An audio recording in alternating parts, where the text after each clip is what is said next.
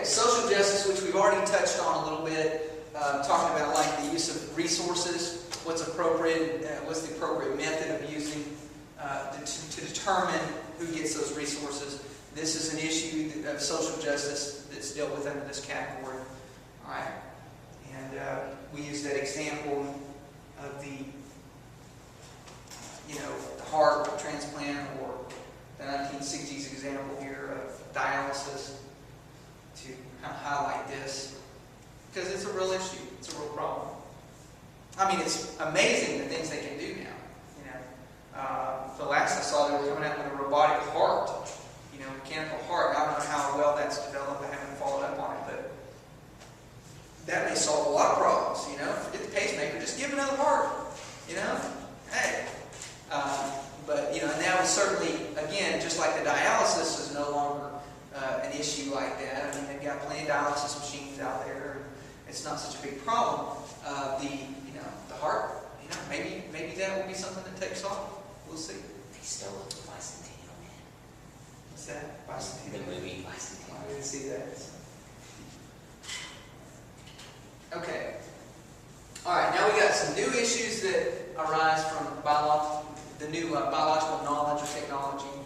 How long to keep a person on life support? Anybody been in that situation in here?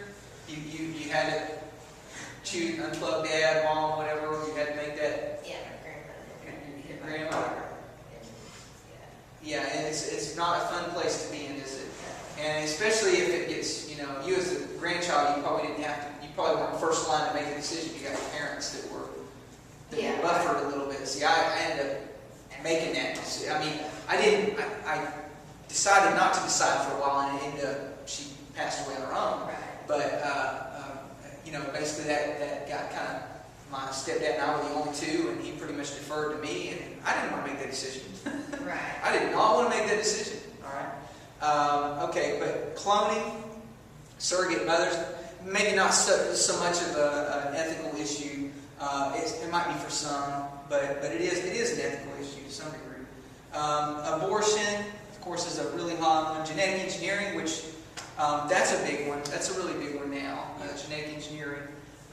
What conditions do you live with? At some point, where do you stop with the genetic engineering? I mean, are you going to try to weed out everybody that doesn't have blonde hair and blue eyes? We've seen that before, right? We've seen that before. I don't really think about genetic engineering. It's just people. So, but do you see my point? Do you genetically try to alter so that a person cannot have with abortion is another story. But even genetically engineering a gene that could cause certain problems or characteristics that might also alter other things. It may alter other things. This is all new, by the way. This is all experimental. We haven't seen exactly the ramifications, say maybe a generation or two down the road. We don't know what this stuff does yet. All right.